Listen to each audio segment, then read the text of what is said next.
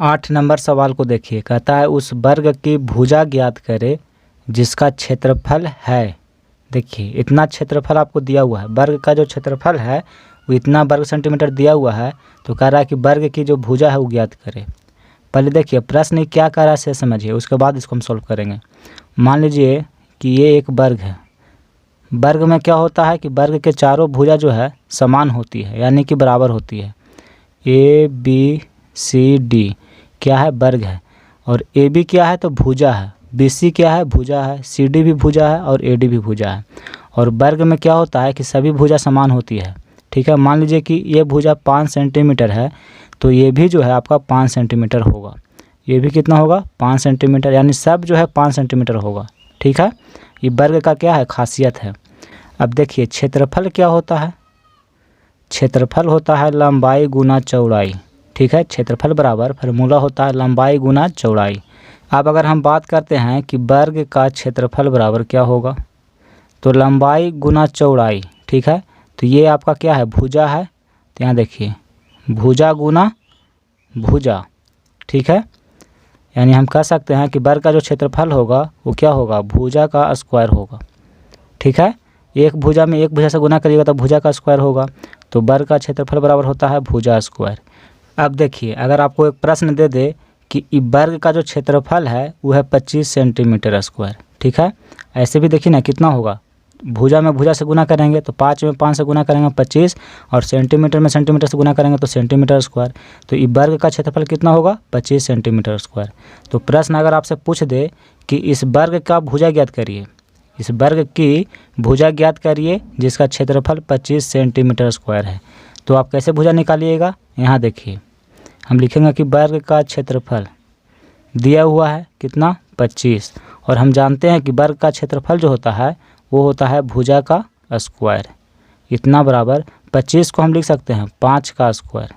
25 बराबर हम लिखेंगे 5 गुना 5, और 5 गुना 5 को हम लिख सकते हैं 5 का स्क्वायर। तो ये लिखे हम, देखिए दोनों तरफ क्या है स्क्वायर है, तो स्क्वायर से स्क्वायर कट जाएगा, तो भुजा बराबर क्या आएगा 5।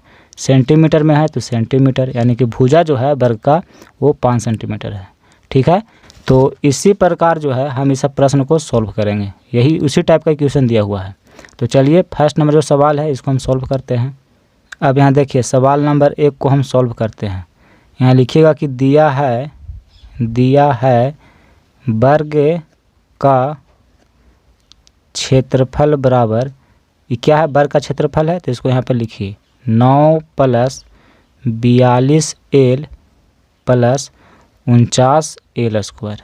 ठीक है, और वर्ग का क्षेत्रफल बराबर क्या होता है तो भुजा स्क्वायर। तो भुजा स्क्वायर बराबर इतना दिया हुआ है। देखिए 9 है तो 9 को हम लिखेंगे 3 का स्क्वायर। ठीक है, प्लस 49 L स्क्वायर है, इसको हम लिखेंगे 7 L का होल स्क्वायर। तो 7 L का स्क्वायर करिएगा तो 49 L स्क्वायर हो जाएगा, और 3 का स्क्वायर करिएगा तो 9 हो जाएगा।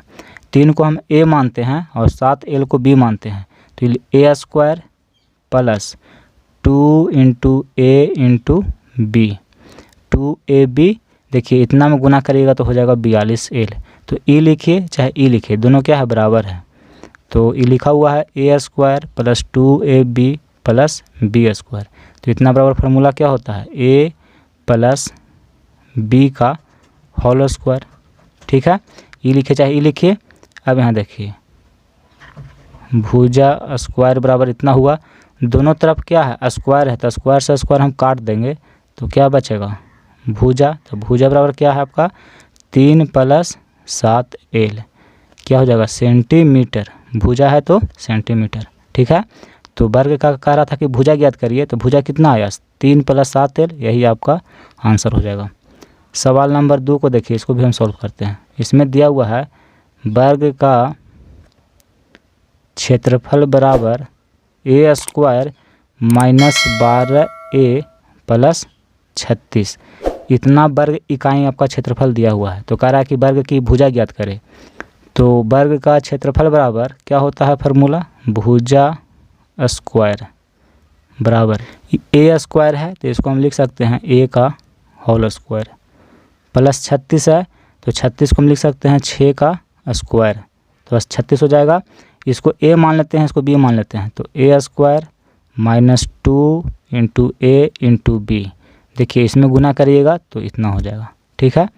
अब यहाँ देखिए a square minus 2ab plus b square, इतना बराबर क्या होगा, a माइनस बी का होल स्क्वायर, ठीक है। यहाँ लिखिए भुजा स्क्वायर बराबर इतना है, दोनों तरफ स्क्वायर है तो स्क्वायर से स्क्वायर हम काट देंगे, तो क्या बचा भुजा, तो भुजा बराबर क्या होगा, a माइनस 6 इकाई। यही आपका आंसर हो जाएगा। सवाल नंबर 3 को देखिए, इसमें दिया हुआ है वर्ग का क्षेत्रफल बराबर 9 minus 30s plus 25s square. इतना वर्ग फीट आपको दिया हुआ है क्षेत्रफल, तो कह रहा है कि वर्ग की भुजा ज्ञात करें। देखिए वर्ग का क्षेत्रफल बराबर हम फार्मूला जानते हैं भुजा स्क्वायर, यानी कि भुजा स्क्वायर बराबर दिया हुआ है। देखिए 9 है तो 9 को हम लिखेंगे 3 का स्क्वायर, 25s स्क्वायर है तो इसको हम लिखेंगे 5s का होल स्क्वायर, ठीक है। तो इसको हम a मानते हैं, इसको b मानते हैं, तो a square minus 2 into a into b. देखिए इसमें गुना करिएगा तो हो जाएगा माइनस 30s, ठीक है। तो इसको हम अगर सॉल्व करेंगे तो इतना ही हो जाएगा। अब देखिए भुजा स्क्वायर बराबर a square minus 2ab plus b square, यानी कि a माइनस बी का होल स्क्वायर। दोनों तरफ स्क्वायर है तो स्क्वायर से स्क्वायर हम काट देंगे, तो वर्ग की भुजा बराबर क्या आया, 3 माइनस 5s। वर्ग फीट में दिया हुआ था, तो यानी कि ये क्या हो जाएगा फीट। वर्ग की जो भुजा है 3 माइनस 5s होगा, यही आपका आंसर हो जाएगा। सवाल नंबर 4 देखिए, वर्ग का क्षेत्रफल बराबर इतना दिया हुआ है, इतना वर्ग सेंटीमीटर। तो यहाँ लिखिएगा कि दिया है वर्ग का क्षेत्रफल बराबर 4p square minus 36p plus 81।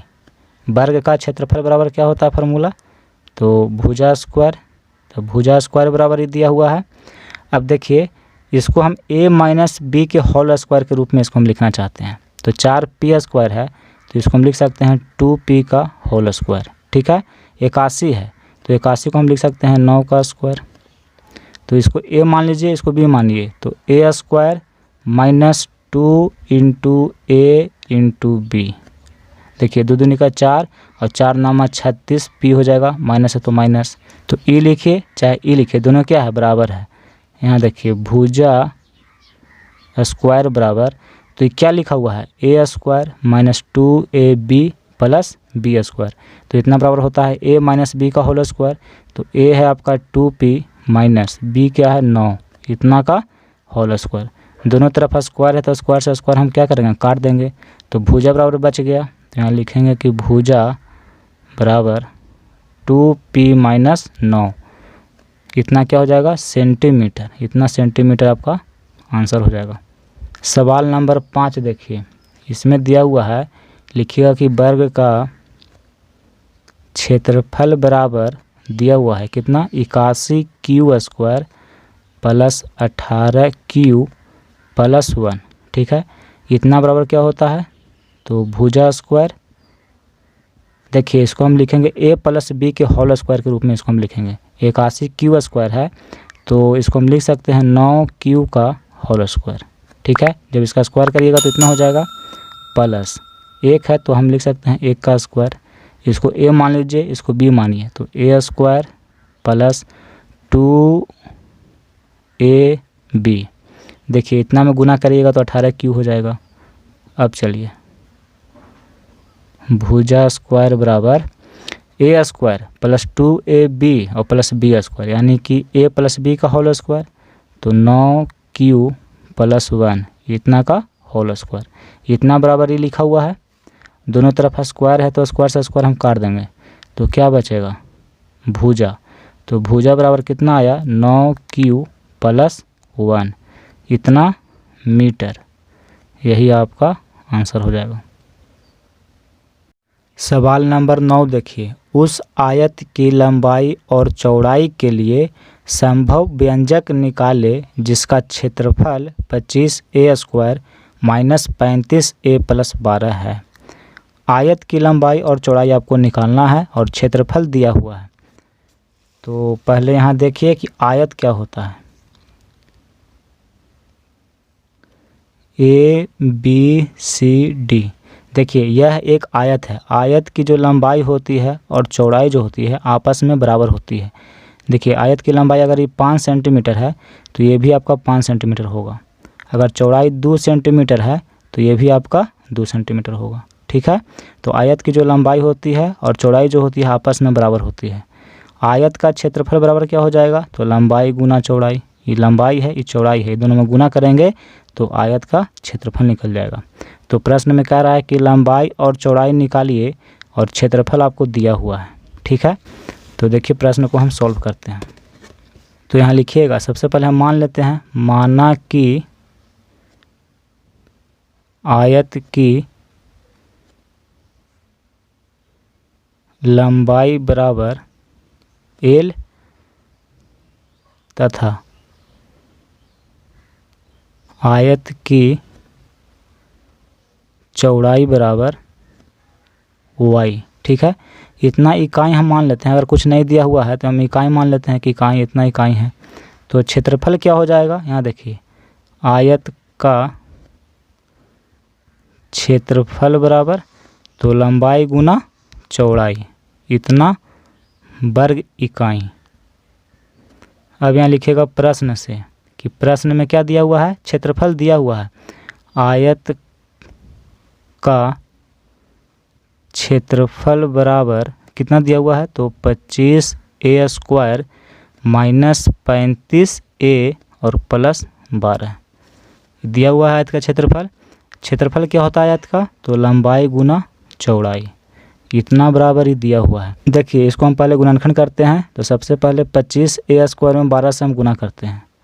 तो 25a² में 12 से हम गुना करेंगे तो ये हो जाएगा 300a²। ठीक है, और बीच वाला पद कितना है, तो माइनस 35a है। हमको क्या करना है कि इसको जो है हमको ऐसा 2 टुकड़ा में लिखना है जिसको जोड़ घटाव करने पर इतना हो जाए और गुना करने पर इतना हो जाए। तो यहाँ देखिए -20a और -15a, अगर ये दोनों को हम जोड़ देते हैं तो इतना हो जाएगा और ये दोनों में गुना कर देंगे तो फिर इतना हो जाएगा। करके आप देख लीजिएगा, इतना ही होगा।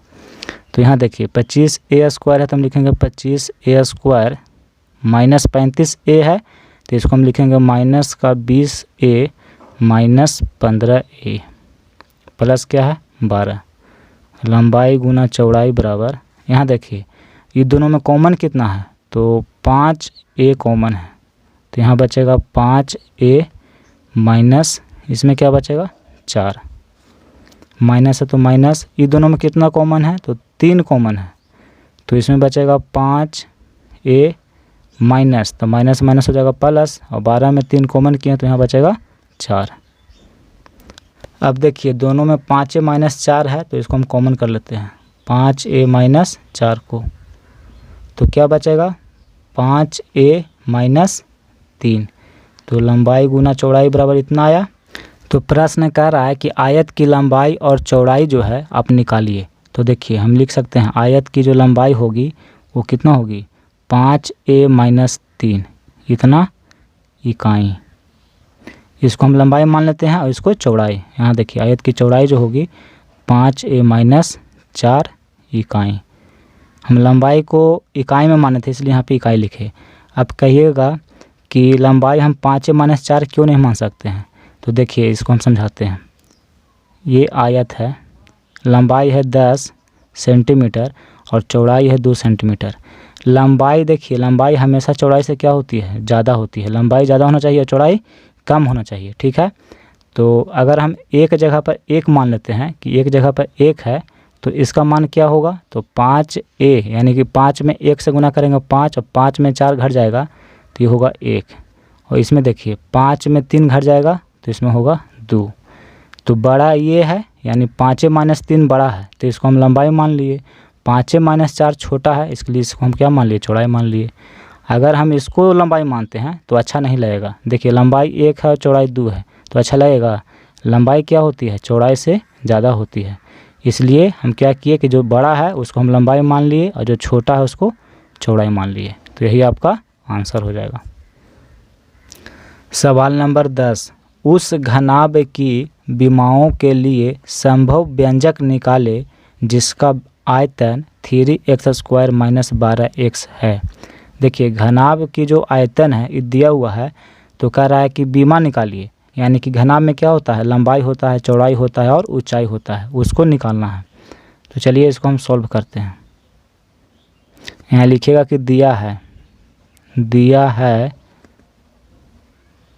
घनाभ का आयतन बराबर 3x² - 12x। घनाभ का आयतन, इसका फार्मूला होता है लंबाई गुना चौड़ाई गुना ऊंचाई, यानी कि इतना बराबर ही दिया हुआ है 3x² - 12x। यहाँ देखिए लंबाई गुना चौड़ाई गुना ऊंचाई बराबर, ये दोनों में कॉमन कितना है, 3x कॉमन है तो इसमें बचेगा x माइनस इसमें क्या बचेगा 4। तो इसको हम लिख सकते हैं, यहाँ देखिए लंबाई गुना चौड़ाई गुना ऊंचाई बराबर 3 गुना x गुना x माइनस 4। अतः घनाभ की लंबाई बराबर 3 हो जाएगा, चौड़ाई बराबर x और ऊंचाई बराबर क्या हो जाएगा, x माइनस 4। यही आपका आंसर हो जाएगा। तो प्रश्नावली 3C इसके अंतर्गत जितना भी क्वेश्चन था हम सबको सॉल्व कर दिए। अब इसके आगे जो एक्सरसाइज है वो है प्रश्नावली 3D, उसको हम लोग शुरू करेंगे। ठीक है, तो प्रश्नावली 3D को पढ़ने से पहले इस एक्सरसाइज का कुछ कंसेप्ट है जो आपको समझना बहुत ज़रूरी है, तो उसको हम अगले वीडियो में समझाएंगे।